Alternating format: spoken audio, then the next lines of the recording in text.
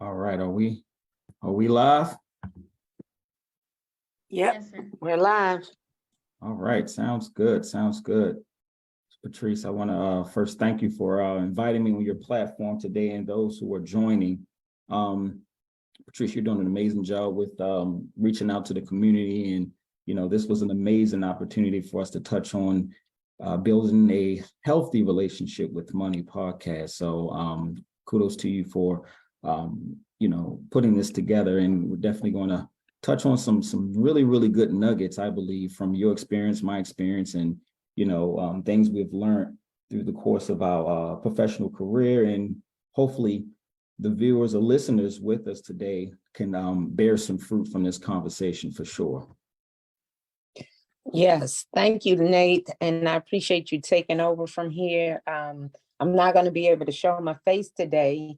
I just ran into some technical difficulties. However, we're not going to let anything get in our way today, because we have a lot of information that we need to put out or give out or share with our community as we embark on this, our financial goals, and just start talking about where we want to be and building healthy relationships, not even just in our families, but also with our money. I think that is so important to just kind of engage our community and get them started with thinking about how do we build a healthy relationship with our money.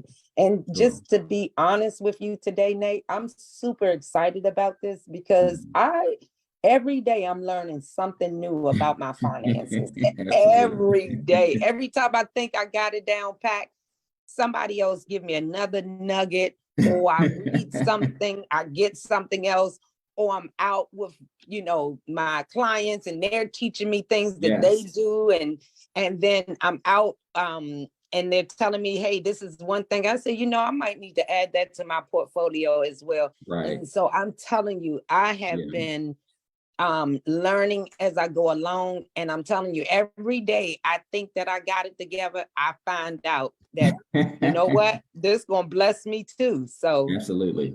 Yeah, absolutely. I mean, and to your point, it's never a dull moment. And my grandfather will always say, Nate, a wise man knows that he does not know. So the good news about the both of us is that we're pretty competent in our respective spaces, we're always learning. We're always students of our craft.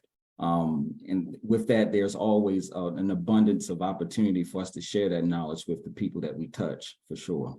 Yes.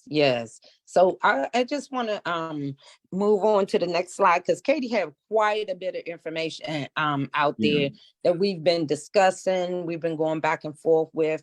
But today, right now, this is who you will be your host. My name is Patrice Payne. I am a Keller Williams Realtor. I serve DC and Maryland community.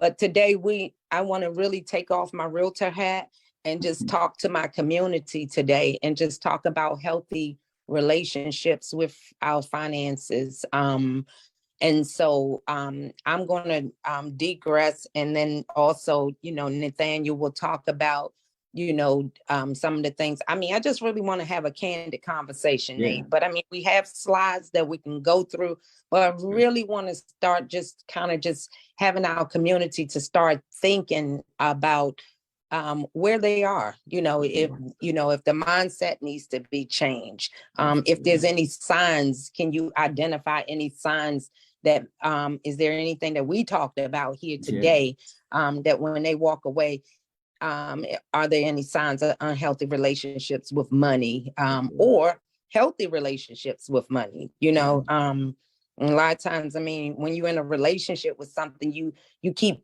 visiting it over and over and over again, or someone, you always in the company of those people. So I just wanted to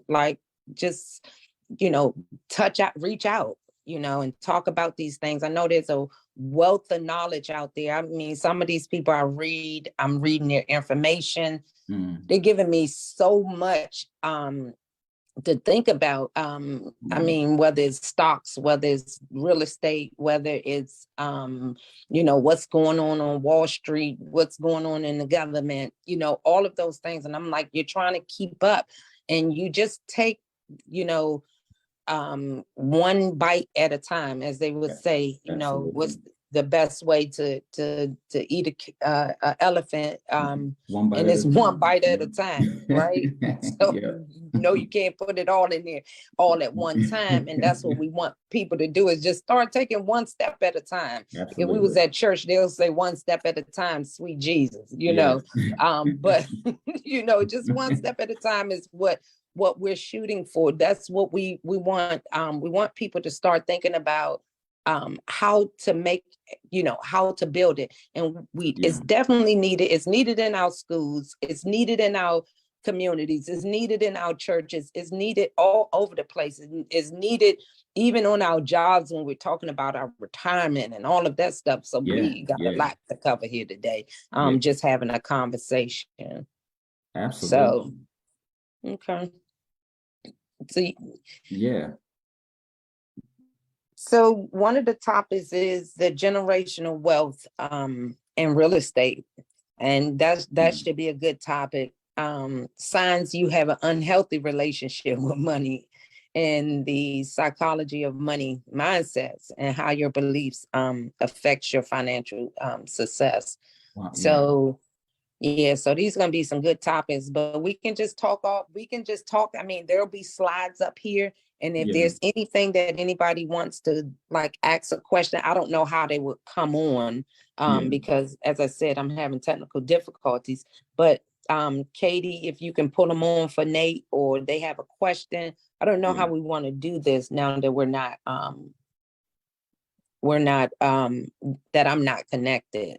I mean, I could. I think these are some amazing topics, Patrice, and we could start with the generational wealth of real estate. But I think if I were to reorg these slides, well, not even slides, but the topics, I would say we definitely want to start with the psychology behind money, right? Because in order to get to the generational, aspect of passing wealth down, even getting into real estate, you definitely have to have a certain psychosis or understanding of how that stuff works, Nate, I think I may have switched some things around because I love real estate so much. I want to put that out there. Listen, and I know that's one of my biggest places that I've actually scored with having some money. That's actually my strongest place of having some money. So and so you are absolutely correct.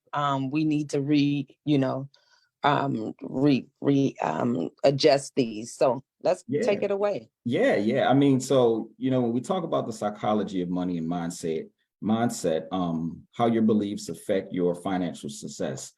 Before we even dial into this, I just want to share something personal with you and the audience, that growing up, my mother and my grandmother, they really didn't know a lot about financial literacy, right? My mom lived paycheck to paycheck. And it wasn't until, I started my undergrad, my concentration is in finance, right? So it wasn't until I started my undergrad and I started, reading a lot, being around like-minded individuals in the industry, then I started to realize how important it was to understand how money worked, some of the course material, not even course material, but books I would encourage our audience to look into. One book that I still read today is The Secrets of a Millionaire Mind. This was written by T. Edgar Harv. And there's other books out there such as Rich Dad, Poor Dad by Robert Kiyosaki, who kind of distinguishes his rich dad from his poor dad. And the differences between the two of those guys was their mindset, how they looked at money. And one thing I learned in The Secrets of the Millionaire Mind is that we all have to reconstruct our financial blueprint. All right. When you think about a blueprint, you think of, something you're going to map out in order to build a home. Well, and when it comes to money, you have to really reconstruct that to, reconstruct that so that you can look at money differently. And I'll tell you, Patrice, in that process of you going through that, reorg of your financial blueprint, it's going to be challenging. It's going to take some sacrifices. I remember like every Friday, and this was during my collegiate year, every Friday I would hang out with my friends. Like that was our tradition. Like, hey guys, it's Friday. We're gonna hang out, have a good time. I think Fridays at the time was like the hot spot. But then I noticed that, I'm spending a lot of unnecessary money, and in order for me to achieve some of the goals that I want to, I'm going to have to make some sacrifices. So instead of going out every Friday, I would say, well, look, I would spend, an extra 3 hours in the library, reading on stock analysis or something like that, or reading financial literacy books, just so that I could, reconstruct my way of thinking. And in doing that, I was able to save a ton of money. So again, just want to put that out there, guys, is that when you're embarking on this journey of reconstructing your financial blueprint, and things of that sort, it's going to be challenging. People around you might not understand this change. They're going to, in some capacity, try to talk you out of doing it. Like, man, we used to hang out every Friday, and now you don't want to hang out with us anymore. It's like, hey, look, I have to really buckle down, to obtain my goal. And that sacrifice could be not hanging out with your friends all the time, or, and it could be anything. It could be, if you like to eat out every Saturday, or, if you, golf every Saturday or something like that, there's an opportunity cost in that regard. Something is going to have to play the back burner in order for you to get closer to where you want to be. So that's some good stuff right there, Nate. You called my card too. I was like, oh yeah, I got to stop eating out as much, and stuff. I was actually proud of myself yesterday when I got up and I just didn't think a lot about it and just cook breakfast, versus trying to go out and have breakfast. So, and that's one of the things that I actually need to make a phone call to someone, because I miss some events because every time I go out, I'm spending money. And so that was one of the things that I had to start reevaluating. And first of all, taking note of it. I was like, oh, wow. Yeah. And when you are sitting down, because I currently have a CPA and it's tax time. Yeah. So when you sit down, we should not be sitting down like once a year to have the conversation about the money. That's not a relationship, right? Right. Exactly. I mean, you have to visit, when you have people in your corner or friends and relationships, you visit people more often. So Absolutely. I have to visit my bank accounts. I'm acquainted with like Credit Karma. I keep it on my phone. I know that's not the preferred system that you all use to pull data for, purchases for new home buyers and all of that. But I have to keep that close to me so that I can kind of track and monitor how how am I doing with my credit? I asked for credit. And am I at, and I think the highest I've been in probably about 2 years, just from monitoring it, is probably about 9%, only using 9% of my credit. Wow. Yeah. That's awesome. I mean, that took a lot of work. That was not an overnight thing that happened to me. It was like a journey. Absolutely. And then like I said, being around like-minded people as well, that kind of helped me too. People start talking about it, and I never really was ashamed to even say, here's where I am, because it actually kind of helped me. I'm like, oh, I still got work to do. I mean, I just was faced with an opportunity just recently, and I was like, oh, I need XYZ amount of money. It was a large amount, like 65,000. I was like, oh, wow.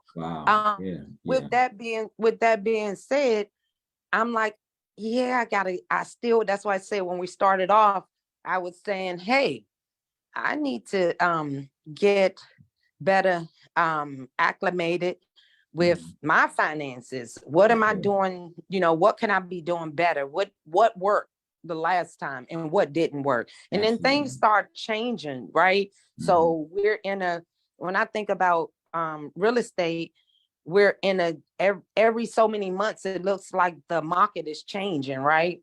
And so even with the finances, that one minute they said we're going into a recession, the next minute all of this inflation stuff, and I'm looking like, okay, which way do I go? Well, the great thing is that I never stopped. Can I say this on here?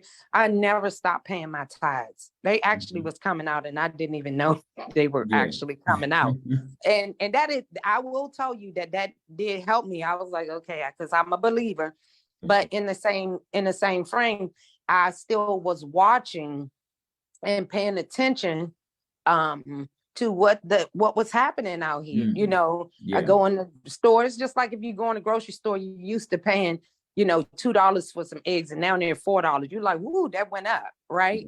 So that's still part of being in a healthy relationship with your money. Yeah, absolutely. You have to do checkpoints. And if you don't, if you don't change the mindset that if you don't have a healthy relationship with your money, and if you don't change the mindset, I tell you, when going in them grocery stores, you'll start scaling back a little bit, right? I think I'm just gonna get this many eggs versus a whole dozen or 18 count. But it's some of those things right there that I think will actually help us get where we need to be at if we start paying more attention and not just spending. Correct. Yep. Monetization is definitely key. I mean, just like with any relationship, me and my wife, we have checkpoints in our marriage where we reevaluate, like where we are, like, hey, what are some of the things I could do to be a better husband? What are some of the things she could do to be a better wife?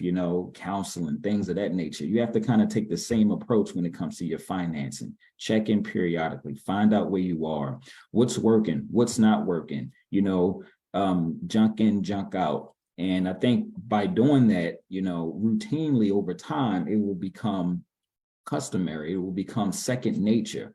It's like exercising, when you're out of shape, in January and you start working, you might not yield results until January, February, March, but what I will tell you is that once you start to see something, it's something about the brain where, it gives you that sense of confidence, like, wow, it's actually working. So it almost drives you to want to keep going. Same with your finances, right? When you make certain adjustments, sacrifices, if you will, it's going to be tough that first, 2, 3, 2, 3, if even 4 months, depending on the severity of your financial situation. But I can guarantee you that once you start to see some results around that curve, it's definitely going to instill that confidence in you to want to keep going. I'll tell you, like 3 years ago, I did like this Dr. Sebi diet, right? Where I was like fasting, it was like crazy. And I told my wife at the time, I said, look, honey, I'm just going to do it for a week just to check it out. Okay. And in that week, I lost, I want to say maybe like 5 or 6 pounds. And it's by me seeing that result, I was like, wow, this is this is awesome. Let me try to keep going, And again, my only intention was to do it for a week, but because I saw the results and it did something to, my mind, like, wow, what can I be if I only kept going, with this, I essentially did it for a whole year. So 1 week turned into 1 year, right? So when you think about your financing and again, reconstructing your financial blueprint, going through those hardships initially, seeing those results, it'll definitely catapult you and give you that push to want to keep going, for sure. Yeah, that's a good story right there for me, because I'm telling you, I've always told people practice make perfect, but I tell you, it's the struggle that it's the struggle. It's like staying on course, okay? Man. Yeah. and so and then Absolutely. because you brought up eating habits and stuff like that, I'm like, okay, I need the salads, I need this and that, you know. Yeah. So and sometimes we veer off sometime, but what do Yeah. we do when we get off course? Like we Right. really we get back on, Mhm. because you know, sometimes we do make mistakes, and Yeah. you will, like you said, but in this case, I will tell you, having that relationship is a Mhm. great, it's a great thing, and it'll help you with, you know, actually it has helped me transition Mm. from not from having living from paycheck to paycheck Mhm. to having a little more. Right. And then it's growing and growing. And then I was just talking to a girlfriend of mine, and I was like, you know, I even started paying more attention to my retirement, you know, Mm. all of those things. I Yeah. started paying attention to the equity that was in my home. I Absolutely. started paying attention to, so it wasn't just like one thing Yeah. in this relationship, right? Because Yeah. you know, you when you in relationship with somebody, you have to pay attention to a number of things. Like Yeah. I always think about Blondie and Dagwood. I don't know if Mhm. there's might be some young folk on here that don't remember that. You remember Blondie and Dagwood? Vaguely, vaguely. Oh, okay. Yeah. So it was a show that used to come on. So that means you listen. It was a show that used to come on, Nate. And every time Dagwood, he would get up in the morning, he had to go to work. And Blondie was his wife, but she always knew that he was going to leave something behind, right? Mhm. So she would like open up the door because he's running out of the door, right? And Mm. then she opens up the door and passes him his lunch and his briefcase, you know, as he's running out the door. And like a lot of times that happens even yet with our finances, right? Yeah. Like stuff Yeah. is just going out, out, out. And Mhm. sometimes we need to take that step back to look to see if we missed anything. Is there Right. anything that's missing? Am I leaving something behind? Am I leaving something on the table? Am I leaving money on the table? Right. Absolutely. Yep. So Yep. I have like people confronting me about solar panels, and I'm like, tell you, I just don't understand it. Yeah. And so everybody like, oh, well, I'm getting all this money back, and I'm like, I'm just not there yet. But Yeah. there's days that I think about, and I'm like, I feel like I might be leaving some money on the table, Yeah. right? Yeah. Yeah. But go ahead. No, no, no, no. I was just about to say, and that just comes with knowing that there's a lot of information out there. Like we're not going to know everything, you know. But at least you have an open mind to kind of assess, hey, what is this opportunity here that I could be, you know, missing out on? And this is why we either read. I mean, we're in an age where there's tons of information out there. So, you know, what I would suggest, you know, do your own due diligence on it. You know, speak with someone who's either experienced it or someone who is competent in that space to be able to explain whatever it is that you're interested in, whether it be solar panels, whether it be stock, whether it be, you know, real estate. Um, Again, there's a lot of information out there because to your point, Patrice, you know, you definitely don't want to leave any money on the table. There's a lot of opportunity out there, and some things you might not want to indulge in, right? But you know, for me, I always think about it like diversification, you know, like me coming from a finance background, I'm always looking to diversify. And I encourage that with all of my clients to diversify um, and get into, you know, different things in your respective space. But particularly with you know your financing and your finances and things of that nature, it's a lot of stuff out there. You just got to know what your objective is and if that, you know, thing that you're interested in aligns with your long-term and short-term goals. Wow, that's some good information right there. Yeah. Hey, Katie, can you see how many people we have on our Facebook Live?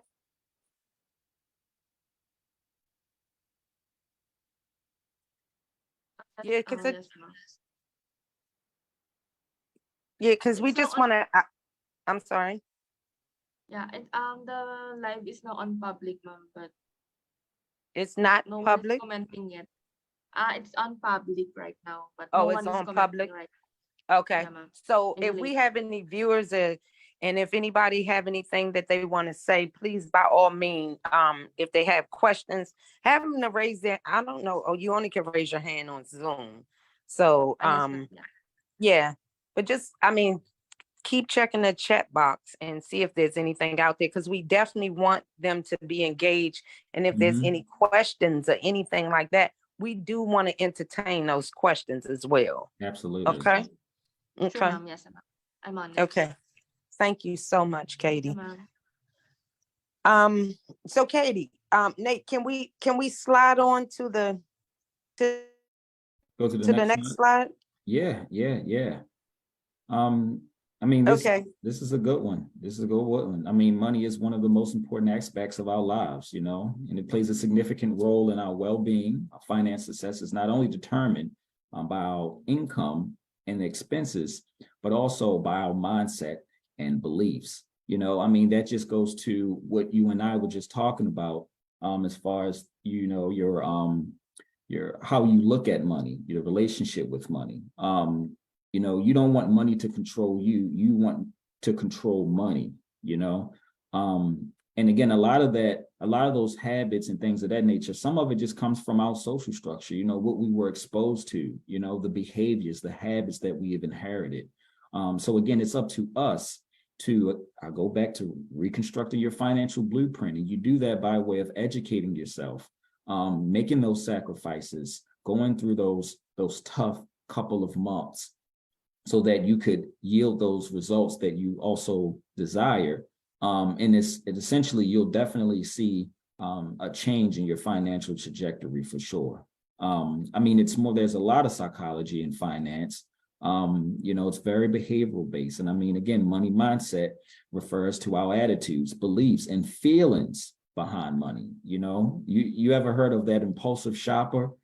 Somebody, you go to a dealership, and sometimes sales guys, they could play off the emotion. You don't want to make financial decisions off of emotion. You want to be prudent, I would say, in making your financial decision. And you do that by way of not having so much emotion and tied into it, but also just understanding opportunity costs, short-term, long-term effects. Think it through, and then you make your decision.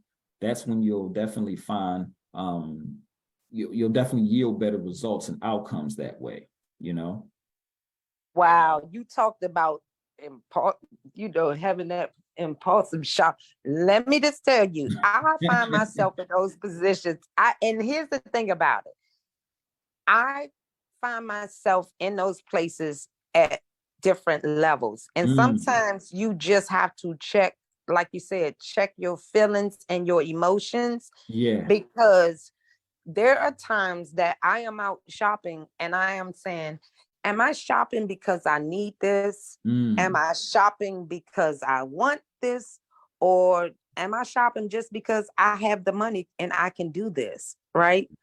So, and not all the time do I need to be out shopping. Right. So sometimes I'm like, and I think, and it's unconscious. Can I tell you that? Like when I walked in the store, I went in there for one thing, and then I get up to the register and I have like 10 things, right? And 9 times out of 10, whether it's food, clothing, household items, whatever, it's like, now some of those things I could use today, but I could have waited until tomorrow. I'll give you an example. My birthday was back in January. I got a pair of Jordans, and I just woke up one day and said, I want me some Jordans, right? And I got the Jordans and for my birthday, and it was $200. Yeah. And I was like, I don't, first of all, I don't wear Jordan. I felt like I wanted a pair of Jordans, right? Yeah. And I was like, I went in the store to take them back. And I didn't have the receipt, the gift receipt. And that was 2 weeks later. And the people was like, oh, these are now $154. Oh, wow. Interesting. So the shoes were $210, as a matter of fact, But although the shoes were, they were giving me 154, like I was sitting there, it took me a long time to process, like, why are you keeping my $60? Yeah, yeah. And then, but then I also started having like a dialogue with myself, and I started saying, okay, so let me ask you this. Why did that shoe depreciate? Right. Cars don't, we always hear that cars depreciate, but how about the shoe depreciated Yeah, in that's less than 2 interesting. weeks? Yeah.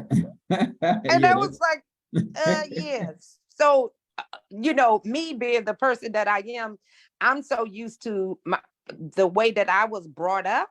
yeah. You only went shopping every 3 months, for Mm, the different seasons, right. right? So Right.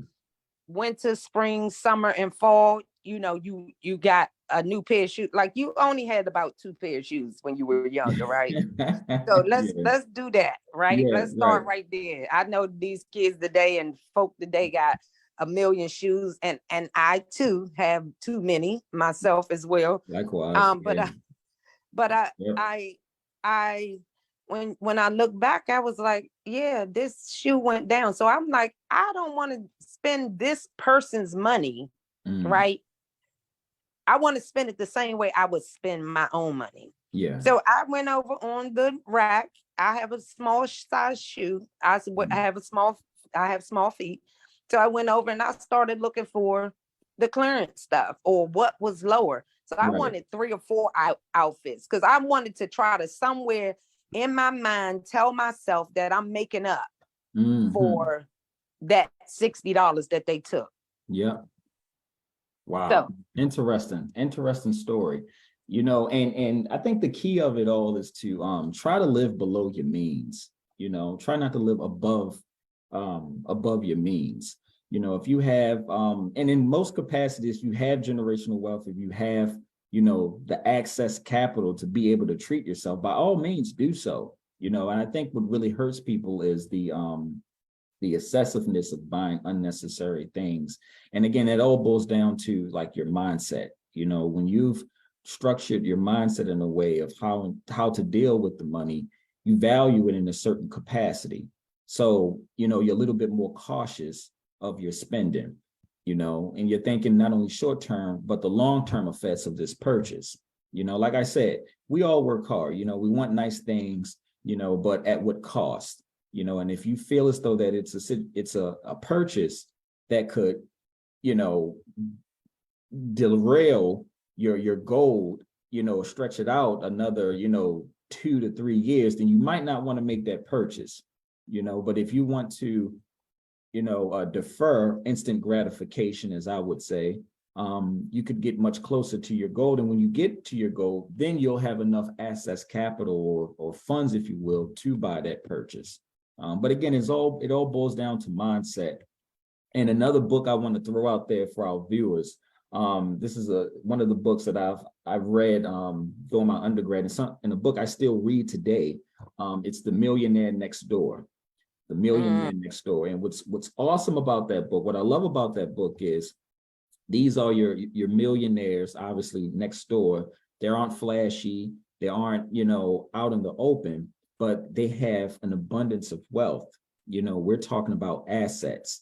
It was one story within the book, and the guy's wife, and they were millionaires, right? We're talking, hundreds of millions of dollars that they had in assets. And she still clipped coupons. She still clipped coupons. She was very frugal. They had nice things, but again, the way that they valued money was completely different, which also changed their trajectory for sure. wow, that's something, because I don't know if you on the last segment that we had, I don't know if you was on, because I know we pulled you in.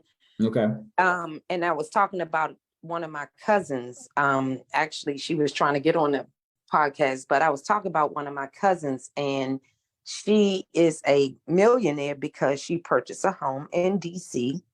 Um, probably about 24, 25 years ago. Okay. And she paid her house off last November. Nice. And she lives right off of H Street and Florida Avenue, that over in that area. Okay. So these houses are like 1.2 million. Gotcha. So I will see her. So every time I see her, I said, "Oh, you're a millionaire." And she said, "Yeah." And she was like, "I wish I had you are a millionaire. There's so many things. I mean, once you pay your house off, your property value gone up. She's keeping up her windows and all of this stuff. She's keeping her house up. She is now a millionaire. Yeah. And she's 50. I think she's about 58 years old. And you know what? She doesn't, I mean, when you see her, like you said, she looks good every time she walks out the door. You would never know that she's a millionaire. And you know what's interesting, especially about the millionaire next door, and to your point, real estate, you know, these people are diversified. They have stocks, they have bonds. You know, sometimes being a millionaire isn't like the liquidity that you have in the bank, it's the assets that you own. I mean, it could be something that's intellectual properties, patents, you know, the value on a patent, real estate, stocks, bonds, mutual fund, insurance policies. I mean, there's a plethora of information, a plethora of investment entities you could invest in to grow your net worth and hence become a millionaire, you know? So again, it all boils down to mindset, you know, educating yourself, surrounding yourself by like-minded individuals, and also seeking wise counsel. You know, for me, I still have people that I, you know, not only look up to, but, you know, ask for advice. Hey, what am I doing? You know, again, a wise man knows that he does not know. So if you're constantly searching for knowledge, you know, inevitably you're going to grow.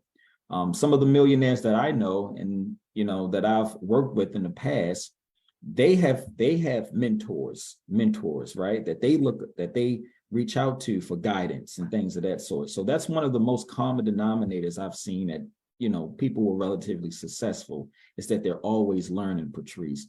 They're always, you know, trying to fine tune their craft. And more importantly, they're always looking to diversify. So you mean to tell me standing in that what is called Powerball line or the Mega Meal? I mean, Look, if you want to add that to your portfolio, listen. I'm just saying. Yeah, I mean, the probability is crazy. Right. Listen.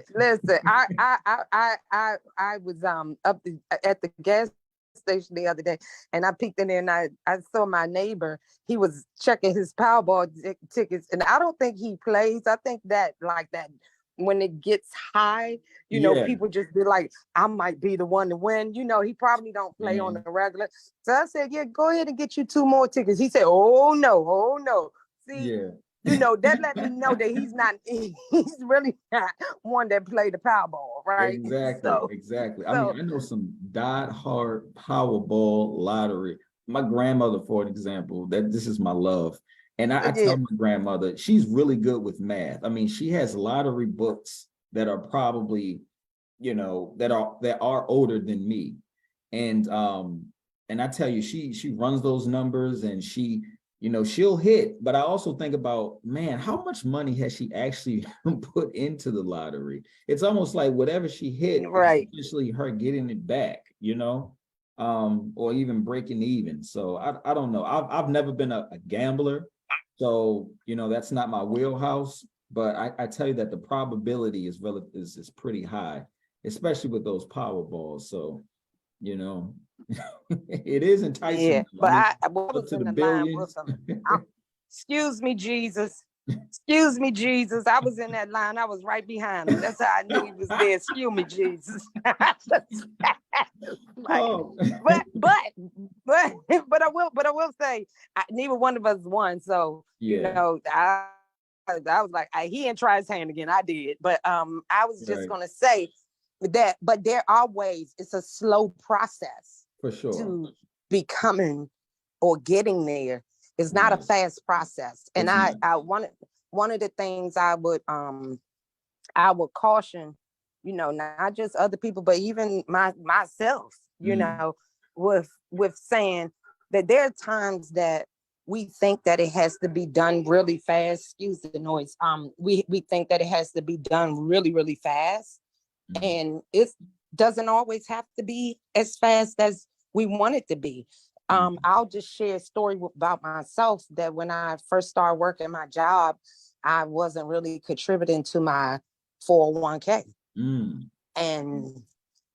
And I would hear like people around me like saying, oh, well, because I was a single parent and my son was young. I was like, I ain't putting no money. I got time. Well, guess what? When I started off in the government, I was making $9,891. Mm. And when I tell the young people that, because I was a GS1, Mhm. they be like, oh, is that a such thing? Because people are like coming in there making $80,000 and $90,000 off the top, right? Right. But the thing is that I didn't realize like what was going to happen as time was moving on. For sure. So I had some little guys in my office, and I'll say this, they're Caucasian guys, they're my friends, like we're very close. And they will be like, where do you have your money going at? I'm telling you, they start having me putting money in my retirement at the maximum level. Right. Oh my God. Yeah. That is a huge amount. Yeah. I started saving at least, and I'm hoping ain't nobody on here adding up this stuff. I started saving at least $1,000 a pay period. And that was like 26,000. Have you I be having a hard time saving that on my own sometimes, right? But it made me, when I started looking at the money, I started saying, whoa, what's going on here? And I realized I was living off of it, living off of what I didn't miss that money because I started practicing. And it's been going on for some years now, but I started practicing, which is what helped me, and it doesn't even bother me, but every once in a while I'd be like, do you want, you want to go over there, and so, but that's the one thing I know that I have. So that's why, just like changing the mindset and all of that, I used to spend everything that I had and I blamed it on being a single mom. I blamed it on being a single mom. Instead of just trying. Once I started trying, I found myself in a different place. Yep. You put yourself out there, you made the sacrifice, and more importantly, you were eager to learn, and going back to like the retirement aspect, like I tell all of my clients, if you're working with an employer, please participate in their retirement account, because essentially in most capacities, they're matching you. It's say, hey, Nate, if you put in, 50 cents, we'll give you 50 cents. If you put in 50 cents, we'll give you $1. So, and over time, that's the compound effect. That stuff accumulates, years ago, many moons ago. Okay, let's see, we have a hand up. Hi, Sir Nathan. So you have a question from Veronica Dean Locus. So her question is, do you recommend investing in Bitcoin? In Bitcoin? Yeah. I would say if it depends on what your risk tolerance is. Okay. Some people can't risk, the volatility of Bitcoin. What I always suggest people to do is do your due diligence. Just like stock, there are boatloads of investments in stocks, OTCs, blue chip, pink sheet stocks out there. But you have to make sure you do your due diligence and you understand your risk tolerance. So to answer her question, if you follow those guidelines, figure out what the service is of the Bitcoin, what is it attached to, do your due diligence. And if you feel confident enough to invest in it, then I would say yes. I've noticed when I was working in the financial industry, I worked at a big Fortune 500 company, and but we started to see that even some of the hedge fund managers started to add Bitcoin to the portfolios. Now, it wasn't an astronomical percentage. It was only a very small percentage. But again, that go back to diversifying. You definitely want to diversify, but also just understand what your risk tolerance is what I would suggest. Yep. Okay, sir. Thank you, sir. Thank you, Katie. Thank you, Veronica. Yeah. Yeah. So Nate, I mean, like these are like conversations that we will continue to have. I, just don't know how often we want to have them, but we have to change the mindset. The Sure. mindset is definitely don't spend all that you have, right? Because Yes. you never know when something's going to happen. And I know I had a person that asked me, they said, if a person makes $100,000 and save none, and then versus the person that have 50 making $50,000 and save $1 for every day that they live, who's the richest? Yeah. It's So those yeah. are, I know it sounds deep and all of that, but really it's something to make us start thinking about where do we want to be? Because here's the one thing that I know that happens and I've seen it happen for years. And that's why I was very, very attentive and intentional and aggressive when it came down to my career, right? Because I started thinking about all of these people that could not wait to get off of their jobs and retire and do all of these things. And then they retire and then they get sick and they die because they can't financially sustain what they were doing because they were not putting anything up. Gotcha. So and so that has always played a part in the back of my mind. And then I've also heard people say, well, I mean, why would you save all of your money and you may not even live to see it? But here's the thing, you leave a legacy. For sure. Right? Yeah. So this is like the mindset. And so I think my biggest asset where I find myself is in my retirement and in the equity that's in my home. So that has, once I saw that, like I didn't get super excited and go like, oh, I got all of this money over here in my house. I have this money over here in my retirement. I started saying, what else can I do to set up? I want to be able to see it, the liquidity, as we talk about so much, Nate. I love that you just have that now in I speak about liquidity. I'm like, I gotta have some money, right? Where is it? Right. So I'm starting to think about like, how can I challenge, myself to have it, to sit right there and not touch it, right? Where it's right there for me. And so that's a whole nother topic for a later date, but just really having this conversation and this dialogue is really what I want to see in my community, right? Where people, and I got a heart for this because I see what we do. Sometimes I'm sitting out and I'm in environments and I'm like, I just spent that money and I could have used that money for X, Y, and Z. Was it really necessary? But then also I have to give myself a chance. I read a book that Joyce Myers did. I think it's Buy the Shoes, Eat the Cookie, Buy the Shoe. So I don't want to beat myself up trying to do this, right? But I do want it to stay in the forefront of my mind. For sure. And I mean, this is why you and I do what we do, Patrice, as far as educating our people from the real estate perspective, because those are some of the fundamental building blocks of building wealth is real estate. We talk about being able to pull money out of the home to do other ventures, whether that's buy investment properties, whether that's buy Bitcoin or, stocks or,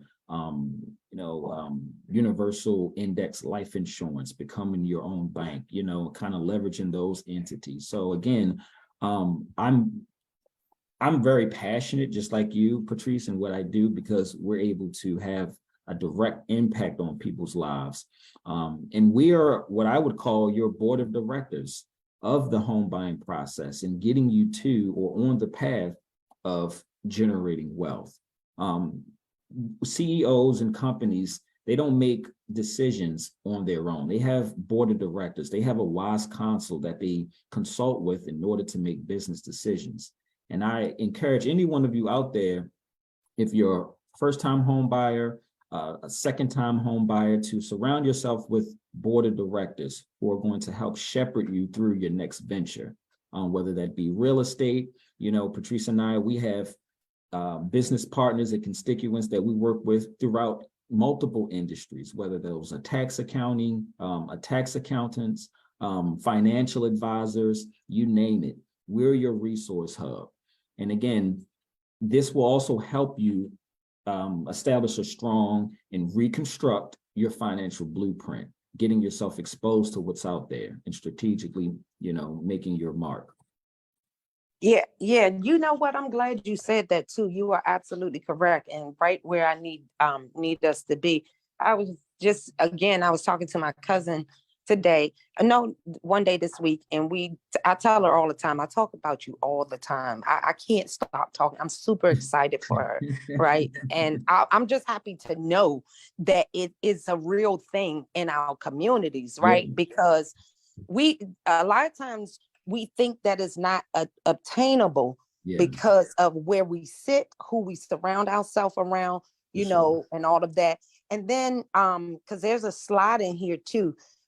Katie, can you move on to the next slide? Because I want to see, so how can you develop a healthy money mindset that can help you achieve? And Nate and I have already talked about that. So, and we did want to, I wanted to cite where I get a lot of my information from, but this is the one right here, the tips. Identify your limited beliefs about money. You know, a lot of times we think that we can't get money, right? And I can tell you this, I've been guilty of feeling like, oh, that's not gonna happen for me. I mean, I'm happy for everybody else, you know, and all of that. But I'm like, but why not me? Why can't I do this? And again, as we talked about earlier, what's the best way to eat an elephant? One bite at a time. So I started taking baby steps, one step at a time. I stopped telling myself I couldn't because I was a single parent. I stopped giving myself all of these excuses as to why I can't do a thing, right? So let me just say this to you. That helped me. I was able to identify no, this is you that's putting these roadblocks in your way. It's not other people. Because a lot of times people think I am an extrovert at heart, right? So I'm always talking, right? So, but one of the things is that they don't know, and I'd like to liken it to what's the young lady's, Erica Campbell and her sister Murray. It's the God in me, right? So you think I'm so fresh, you think I'm so clean, you know, I what is it that you think you see when you see me? You don't know how much I prayed, how much I gave, you know, all of those things. We don't know what people have done to get to that step, right? And so I'm just doing this for myself. I'm not no ways bragging or boasting, but I'm just saying we don't know. And the only way we'll know is if we're not afraid to talk about it. But the first thing we have to do is identify what is limiting you from getting to that place. And I can tell you, I still have some limited beliefs, but again, you made a valid point. I surround myself around people. I have people that I pick up the phone and call, and I'll say, listen, I don't understand this. What does this mean? Right. And that's one thing that if you had to really talk to yourself and have a conversation with yourself, one of the questions would be, for me, why do I feel this way? Why do I feel like I can't tell somebody? I'm always telling people what I'm feeling. And they're like, you're so hard on yourself. And I'm like, no, I'm not. But they'll help me. They help me usher into those places and those areas that I think I'm not as great in. And I'm not hiding, right? So a lot of times, because we hide, we can't change our limited belief, right? Because we're hiding from, as I always tell my son, don't hide from yourself. Because if you hide from yourself, you'll never, you know what I'm saying, be able to allow yourself to be exposed, right? And so you can't get the help that you need to get, right? So that's another thing. And so then once I start looking at those challenges, and identifying those challenges and changing my limited belief, I start practicing. Ooh, Lord have mercy. I start practicing, right? Yeah. So Yeah. they said practice make perfect, but I don't know. I be practicing some things and still be messing up.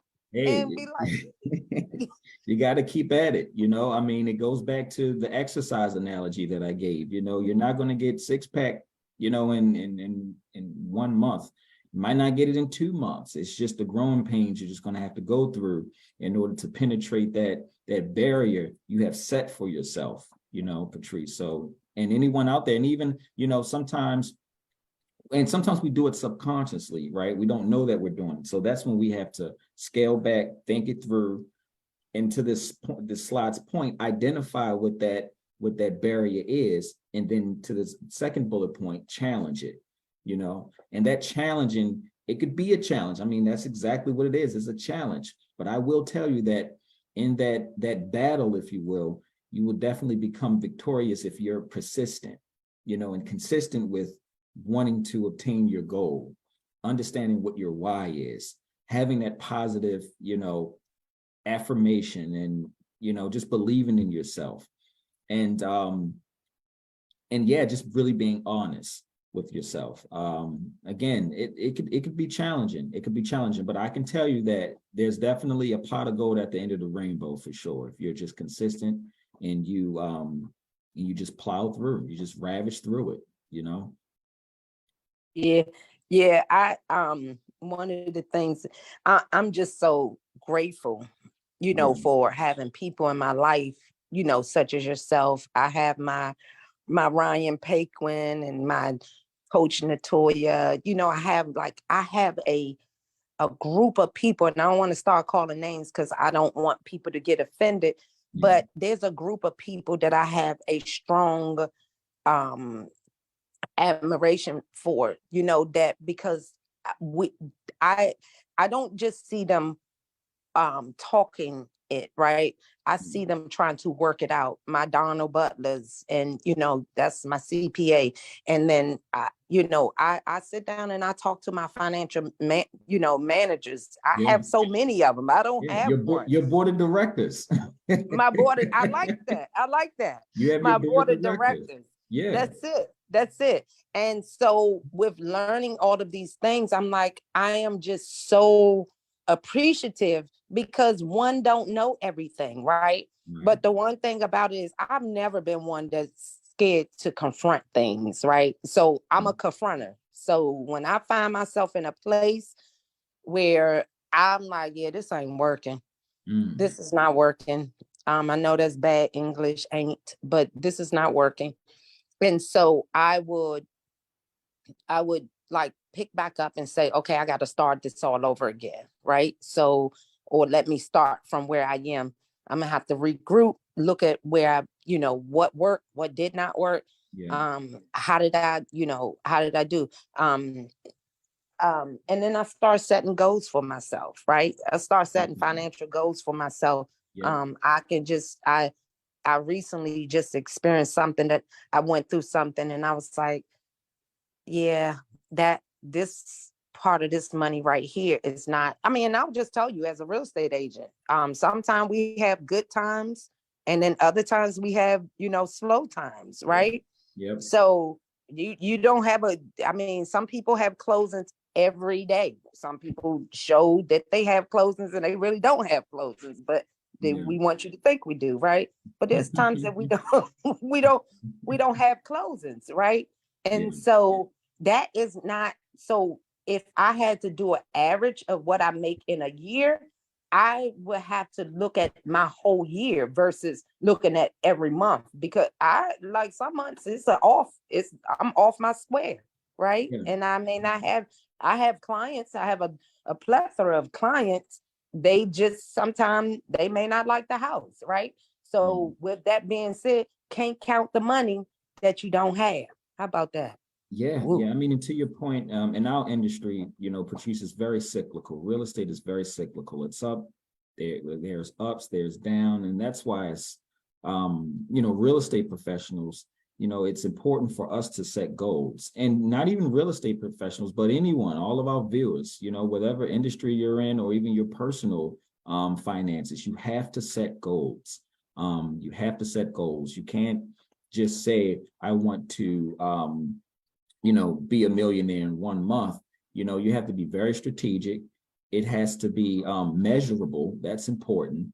And you have to have check marks in between, checkpoints, I would say. Do a quarterly checkpoint to say, okay, look, in order for me to get $200,000 a month, I'm going to have to make X amount of calls. I'm going to have to do X amount of seminars. I'm going to have to do meet and greets. It has to be measurable. Setting goals is vital.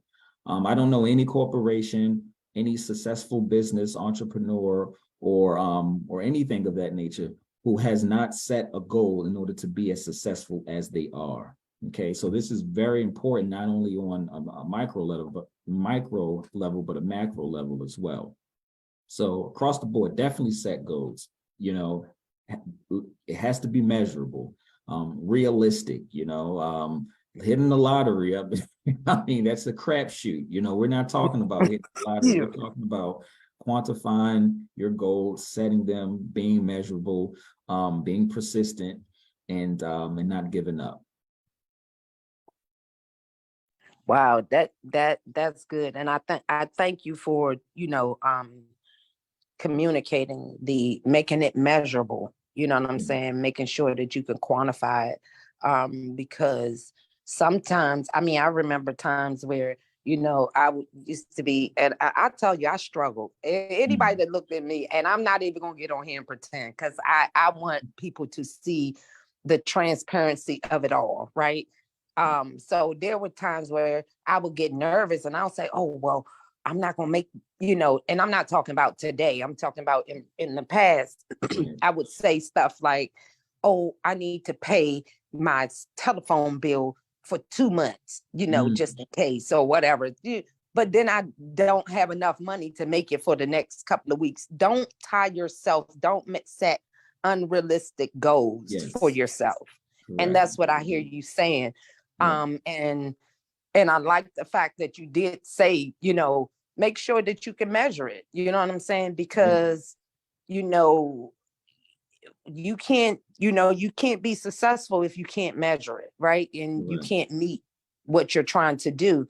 And so I had to start scaling back at times, but that's when I was younger, and I had to do it. I was taking care of my family and all of these people.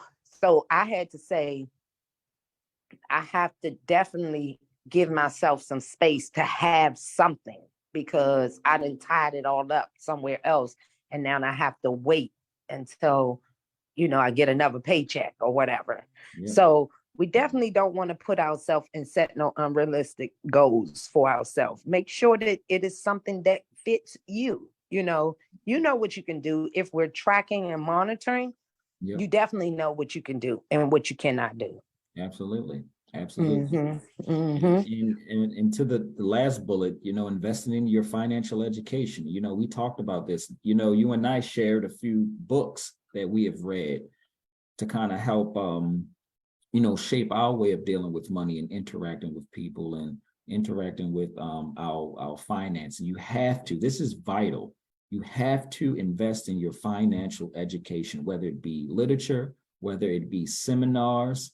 You definitely have to keep abreast of what's going on, in the financial space that you're interested in. This is important because it's forever changing. It's a forever changing environment.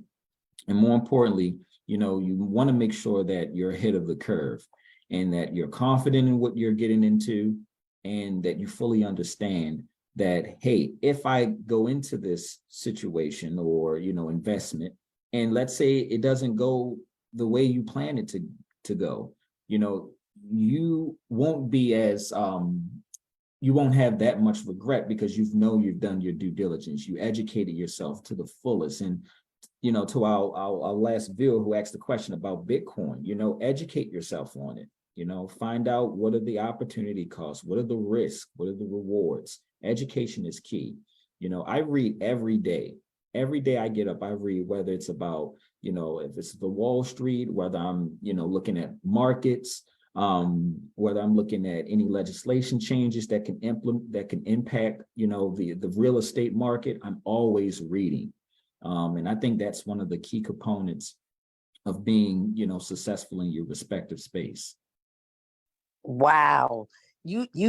I would say that you are you are putting me on notice. Yes. There are days where I may not be reading, but I may be looking at videos. I mean, it's information out there, right? Yeah. Yeah. Videos, So absolutely. yeah. So even if you know, but you made me think about something because I do read, but a lot of times, I mean, I may not have time to, you know, just jump right into a book or Yeah. something like that. But there's videos out here that Yeah. talks about, you know, things that you can do. I listened to this guy, and he was a wealthy white guy. He told me, because it was he and I on he on the video, I'm on the other side listening. And he said he doesn't use his money for anything. He used other people's money. I mean, I started thinking about that. I was like, oh, Yeah. wow, what do you Yeah. mean? You know, here I am trying to build up my money, and you telling me to use somebody else's money. And Absolutely. really, in all honesty, we do. Even as homeowners, we're using somebody else's money. Somebody gave us that money. So it's those kind of things that you'll hear out there, and it'll start changing the mindset. So keep in mind, we need to identify our limited beliefs around that's surrounded around money, challenge our limited beliefs, practice gratitude. Don't forget to say thank you and all of that. Set some goals and invest in your financial education. Absolutely. Katie, Yep. can we go to the next slide? Yep. Our belief, attitudes, and emotions towards money can have a profound impact on our financial success. By developing a healthy money mindset, we can overcome our limited beliefs and making financial decisions and we can achieve them as well. Yep. Yep. Yep. Absolutely. We touched on that. Yeah. I Yeah. mean, Go ahead, that's Katie. important. It's one in there that, hey, look at there. That's me.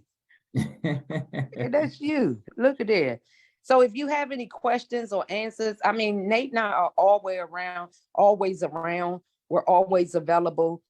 We put our contact information out there so that you all can be able to reach out to us. Again, we love these kind of conversations. I will tell you that. And especially when we're talking about, you know, our families and our mindsets and the beliefs and the biases that we have, you know, towards money. I know in this social media, and I think there's a slide that talked about that too, Katie. If you can find that, I want to bring that up because the one was one that I asked Katie to help us out with and put this in there, signs that you have a healthy relationship with money. This is something that you can look around and just start taking note of it.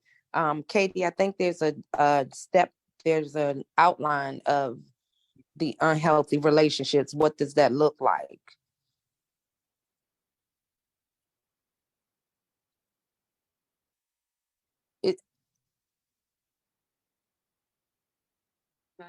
This was one that came up. It was Nate, and I was like, woo. I said, they got real deep right here. Not being able to accept gifts is also a sign of a poor relationship with money. I was like, woo. Yeah, I mean, it goes to like gratitude, you know, sometimes people just, especially if you are an influencer and you've touched someone and you've helped them, you know, it's just your good deeds being reciprocated to you, you know, and again, you being able to accept those good deeds, you know, it definitely shows a sense of gratitude as well, you know. So yeah, definitely take heed to that. And it might not be anything tangible. It could be someone who you've met who, let's say they're a millionaire and they want to, shower you with some knowledge that could potentially take you to the next level. So again, just got to be cautious of, and this all goes to your belief, the type of, because I'm big on, like, your energy and, reciprocation and stuff like that. So when you're doing good things and you're on the quest of, hey, I want to get better, things are going to come your way that's going to help push you towards getting you to that point. And again, it's not only monetary gifts and things of that sort. It can be knowledge. It could be, a mentor or something like that. It could be anything. You just have to be ready to be able to accept that. Yeah, I'm glad that you mentioned that. We talked about the chronically overspending. We talked about that, and we touched quite a bit of that. So we also have information, and if you're interested in just like receiving the slides, because we have so much information that we want to share. Knowing that money is emotional. It's you see when we have these people out here that are on the runway or on Instagram and all of that, and they flash up their money and it makes it look like they have so much money.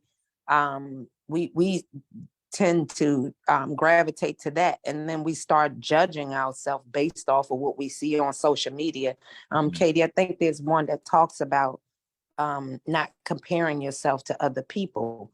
And we get that a lot, where and we even get it in the real estate market. And when we're educating our clients, we hear people say, well, my cousin said that she paid X, Y, and Z, and she only gave this amount and this, that, and another. So I'm going to move on to somebody else because I want what my cousin had. Well, that doesn't always work. You can have two individuals that's making the same amount of money, but have different practices. They have different mindsets, different beliefs. They have structured themselves a little differently. Absolutely. So you don't get to compare yourself even in this market. I think Nate had to work with me on some things, and I'm sorry. Thank you, Nate. I'm not going to apologize. I'm going to be unapologetic here. Thank you for working with me and helping me to understand that DTI is so important, right? Like your debt to income. You can have somebody that have that could be making $100,000, but their DTI could be tied up. You can be spending up most of your money. You can have somebody that is making $40,000-$50,000 and they're using little to none of their DTI, right? So absolutely. So those comparisons don't work, right? You could be making, and I'm seeing this so often because now we're telling people, and I've seen people get out here and say, oh, well, I'm going to purchase this house because this person has this house or whatever. And I'm sitting there and I got that smack your head, shaking my head emoji going on and stuff. And I'm like, listen, the one thing, and Katie will tell you this, the one thing about me, and when I'm doing my presentations with people, I want you to purchase the house, but I also want you to stay in the house.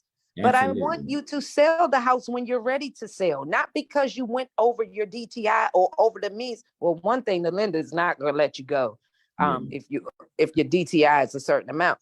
And so those are things right there that I don't want you to see. I want you to be able to do it if there's a life crisis that happens, or maybe one spouse gets ill and the other one, you know what I'm saying? I don't want your lifestyle to stop.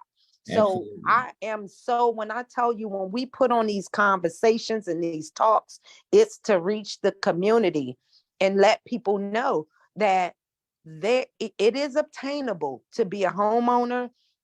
But we first have to change the way we look at our money. we first have to change the way we think about money. We have to start reaching out. Like, listen, I like to have fun. I like to go out and I like to do, things. But what I will tell you is that sometimes I have to put it on a heart. Other times, you might see me and you like, she is on a road. It might be Monday, Tuesday, Wednesday, Thursday, and Friday. But there's times where I have to stop and say, hold up, too much. But the main thing is being able to identify. And that's the one thing that as my pastor would say, sometimes we press through the conviction. We know it. We know we can't afford that.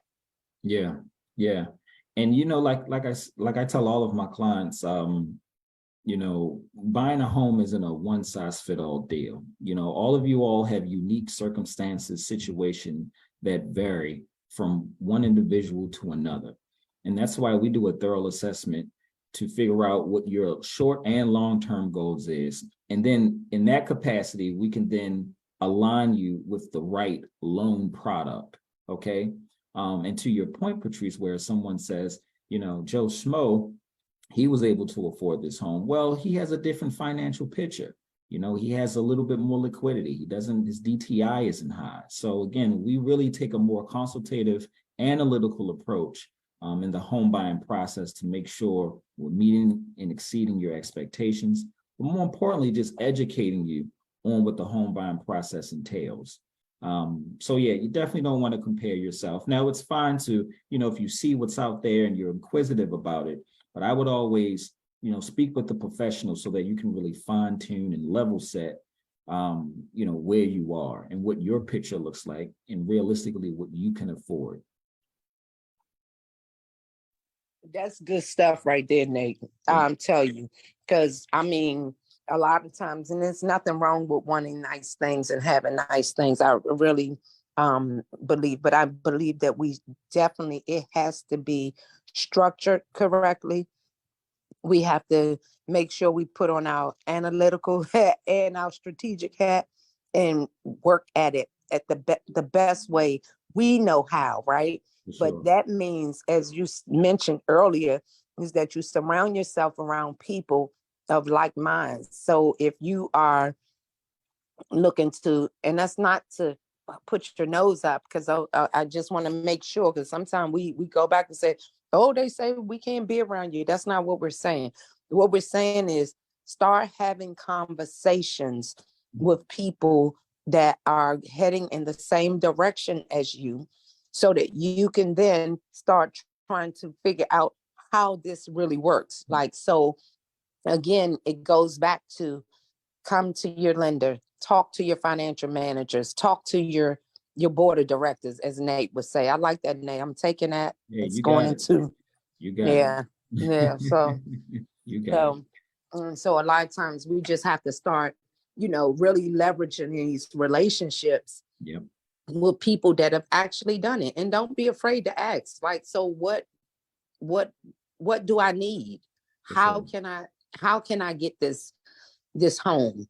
I've had people to say, well, I'm 50 years old. I don't want to buy a house. And what is that going to do for me? It does a lot. Believe it or not, you can stay in an apartment and not receive any of the benefits and the perks of living in a house. I have to do this because I'm a real estate agent, and I know we're talking about financial wealth, but that is one of the things that I really, really want to drive home, that you can obtain anything that you put your mind to. You just have to change the mindset. Yep.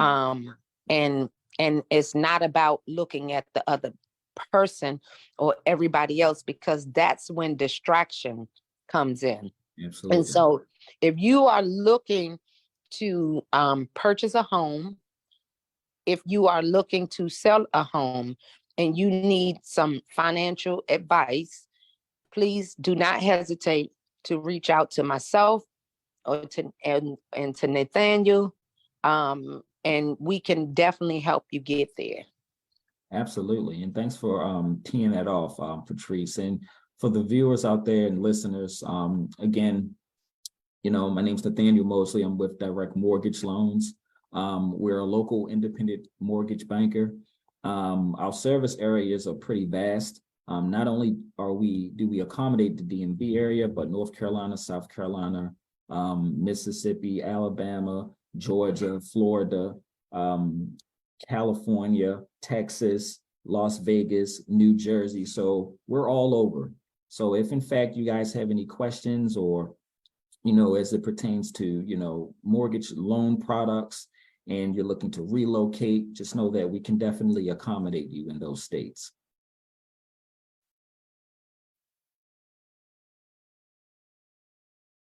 Well, with that being said, is there any questions out there for us, Katie?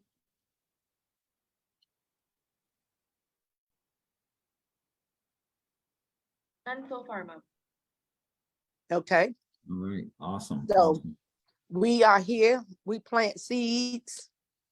We also water seeds, but we know that God get an increase. So this is our way of giving back to the community. And we're going to continue to do this. If you know anybody that's interested in joining the podcast or Facebook Live, Instagram Live, whatever it is, whatever platform we find ourselves in, please do not hesitate to share, because there's some good information coming out here, coming off this platform. We're going to continue to do it. I like Sundays because I think everybody is in the worship mode and have a clear mindset. So I Yeah. would ask again, that you take some time out and just join us as we have these conversations. And if there's anything else that you think that we could be talking about, I know that one of the next ones is coming up. I have a nonprofit organization that is that I'm trying to introduce to the community. And they're talking about mental health and financial wealth building as well. They're talking about other products and services that is needed in the communities. So definitely we want to be right here, smack dab in the middle, to help you navigate through this financial literacy, as well as home buying, as well as, just understanding your need for changing a mindset that's based around money. Absolutely. Absolutely. Okay. And also, I just want to give a shout out to my assistant, Katie. Yeah, Katie, thank you, my Katie. lady. Thank you, Katie. I appreciate you so much. Katie does an amazing job for me. Yes. Thank you so much, ma'am and sir. Yep, she does an amazing job. I don't know what I would do without her, but definitely feel good to be partnering with her. Nate, Melinda, I appreciate you so much. Always there. Telephone call away. I appreciate you so much for taking this time out. Absolutely. And thank you everyone that listened. And if you didn't, if you need more information, feel free to reach out to us. We're here. Okay. All right. Sounds good. Thank you All all. right. Thanks, Nate.